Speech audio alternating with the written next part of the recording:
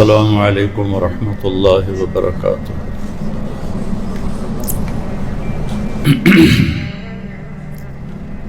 الحمد للہ الذی لیس کمثلہ شیء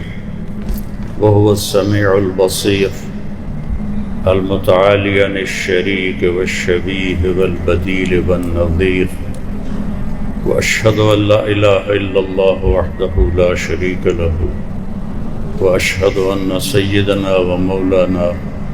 محمدا عبده ورسوله ارسله بالحق بشيرا ونذيرا وداعيا الى الله باذنه وسراجا منيرا، صلى الله تعالى عليه وعلى اله واصحابه وبارك وسلم تسليما كثيرا كثيرا، اما بعد، فأعوذ بالله من الشيطان الرجيم، بسم الله الرحمن الرحيم، يا أيها النبي إنا أرسلناك شاهدا ومبشرا ونذيرا وداعيا إلى الله بإذنه وسراجا منيرا۔ وقال النبي صلى الله تبارك وتعالى عليه وسلم: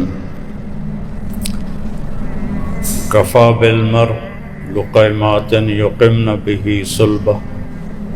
اما اذا ابا فثلث للطعام وثلث للماء وثلث للنفس، او کما قال صلی اللہ تبارک وتعالی علیہ وسلم۔ معزز خواتین و حضرات،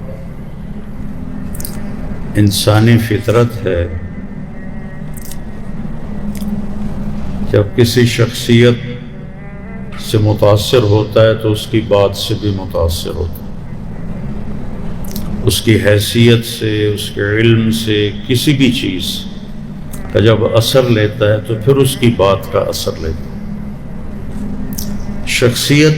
کی اہمیت نہ ہو تو بات کی بھی اہمیت نہیں ہوتی۔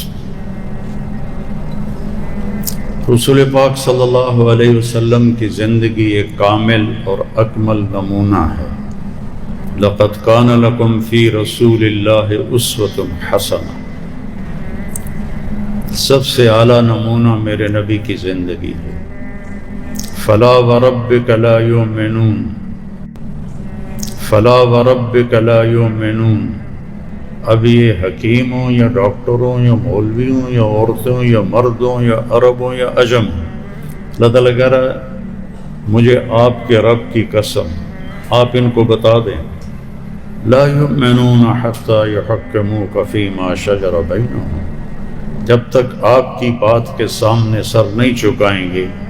مجھے ان کا ایمان قبول نہیں ہے۔